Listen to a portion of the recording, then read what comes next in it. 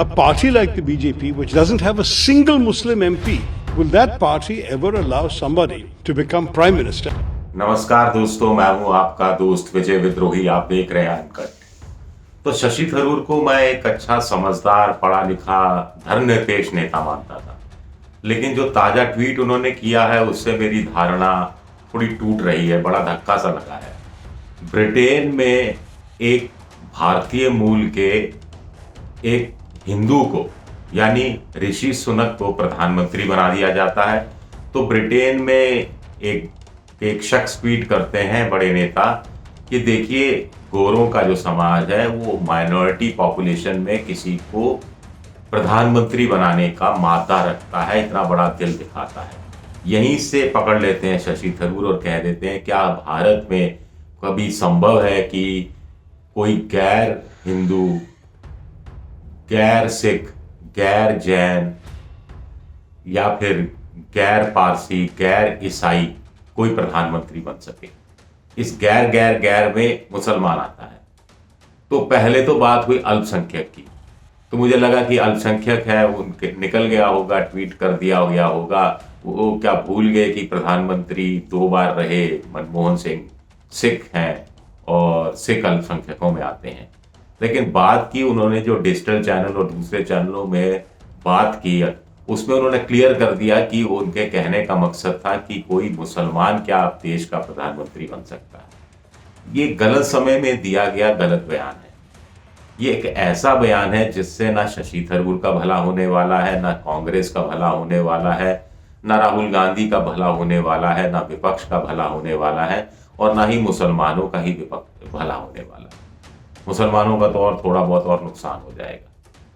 तो फिर इस तरह का बयान, फिर खास तौर से ऋषि सुनक के संदर्भ में इस तरह का बयान तो बिल्कुल भी वाजिब नहीं है, क्योंकि ऋषि सुनक को इसलिए प्रधानमंत्री ब्रिटेन का नहीं बनाया गया कि वो हिंदू हैं।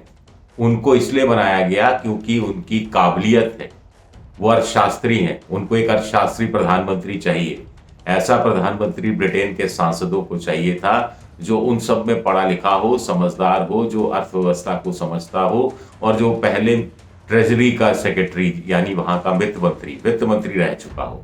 तो इसलिए बनाया गया सुनक साहब को। हिंदुस्तान में भी डॉक्टर मनमोहन सिंह को इसलिए प्रधानमंत्री नहीं बनाया गया था कि वो सिख थे, और सिख को बनाकर प्रधानमंत्री अल्पसंख्यकों के बीच में कांग्रेस को अपनी पैठ बढ़ानी थी। मनमोहन सिंह को इसलिए बनाया गया क्योंकि वो अर्थशास्त्री थे और 10 साल तक वो प्रधानमंत्री रहे। दूसरी बार जब जीत कर आए तो पॉजिटिव वोट मिला। एक अर्थशास्त्री प्रधानमंत्री के पक्ष में लोगों ने मतदान किया, क्योंकि जो कांग्रेस 2004 में 138 सीटें कुछ लेकर आई थी, वही 143 सीटें माफ करना लेकर आई थी, वही कांग्रेस 2009 के लोकसभा चुनाव में 206 सीटें लेकर आती। इस बात को भी शशि थरूर भूल गए। एक और बात है, इस समय क्या कोई मुस्लिम ऐसा नेता बीजेपी में आया है जो खम ठोक रहा हो कि साहब मोदी जी को 10 साल हो गए, 10 साल हो ही जाएंगे 2024 में, तो 2024 में उनको प्रधानमंत्री का दावेदार घोषित किया जाना चाहिए? ऐसा तो कोई है नहीं बीजेपी में। उनका तो कोई सांसद भी नहीं है। क्यों नहीं है, उस बहस में बाद में जाएंगे, विषयांतर हो जाएगा।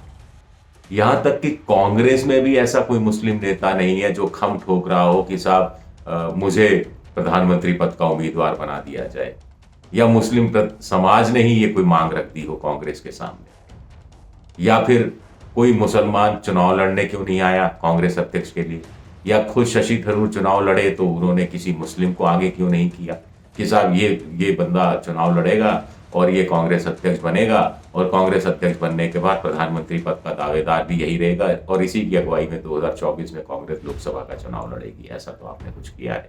2009 में जब प्रधानमंत्री के पद पर मनमोहन सिंह दोबारा बैठाए गए थे, तब भी आप कहाँ थे? तब भी आप कह सकते थे कि साहब 5 साल एक सिख अल्पसंख्यक प्रधानमंत्री हो गया, अब अगले 5 साल एक मुस्लिम अल्पसंख्यक प्रधानमंत्री हो जाना चाहिए। ऐसा तो कुछ कहा नहीं आप। किसी और पार्टी से भी ये सवाल नहीं उठ रहा। क्या ममता की पार्टी में कोई मुसलमान है क्या जो चैलेंज कर रहा हो ममता को और कह रहा हो कि वो प्रधानमंत्री पद के उम्मीदवार घोषित किए जाएं? क्या अखिलेश की पार्टी में है, मायावती की पार्टी में है, या फिर जगन मोहन रेड्डी की पार्टी में है, शरद पवार की पार्टी में है, उद्धव ठाकरे की पार्टी में है, जनता दल एस की पार्टी में है, टीएमके की पार्टी में है, एआईडीएमके की पार्टी में, कोई नहीं। फारूक अब्दुल्ला की नेशनल कॉन्फ्रेंस में भी ऐसा कोई आ नहीं रहा कि फारूक अब्दुल्ला साहब को ये बना दे। ना महबूबा मुफ्ती के लिए कहा जा रहा है, ना केजरीवाल के लिए कहा जा रहा है उस रूप में। केजरीवाल की पार्टी में कहा जा रहा है कि केजरीवाल किसी मुख्यमंत्री के रूप में किसी मुसलमान को प्रोजेक्ट कर, वो तो नाम तक नहीं लेते।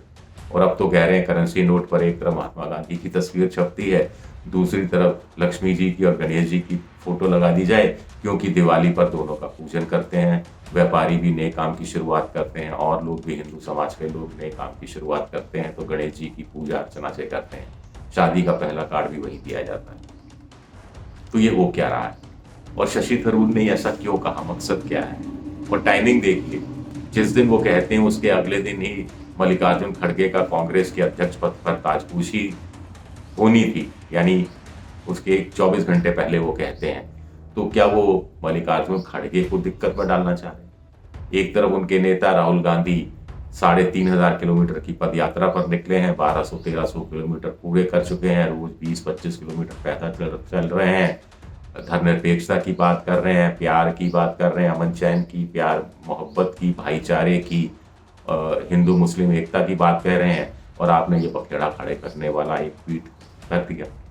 और उस पर भी आप देखिए इसे अब क्या कहा जाए, बेशर्मी शब्द का इस्तेमाल किया जाए जो अच्छा नहीं लगता शशि थरूर साहब के लिए करना, या फिर कौन सा ऐसा मिलता जुलता शब्द इस्तेमाल किया जाए कि उसके बाद अपने आप को डिफेंड कर रहे हैं। आप तर्क दे रहे हैं, आपके तर्क वाजिब हैं, आपके तर्क लेकिन किसी और वक्त के लिए वाजिब हो सकते हैं, इस वक्त के लिए वाजिब नहीं है। और राजनीति में टाइमिंग का बड़ा महत्व होता है। अब इस बयान का बीजेपी अपने तरीके से फायदा उठा रही है, ओवैसी साहब अपने तरीके से फायदा उठा रहे हैं, गुजरात की जनता में अलग तरीके से इसका फायदा उठाने की कोशिश की जाएगी, तो हासिल क्या होगा? फिर प्रधानमंत्री का पद की बात है, जैसे राष्ट्रपति है, राष्ट्रपति कभी दलित बन जाते हैं, कभी आदिवासी पहली बार हुए, महिला राष्ट्रपति, पहला दलित, पहली महिला, पहला ओबीसी, लेकिन उससे भला कहाँ हो पाता है?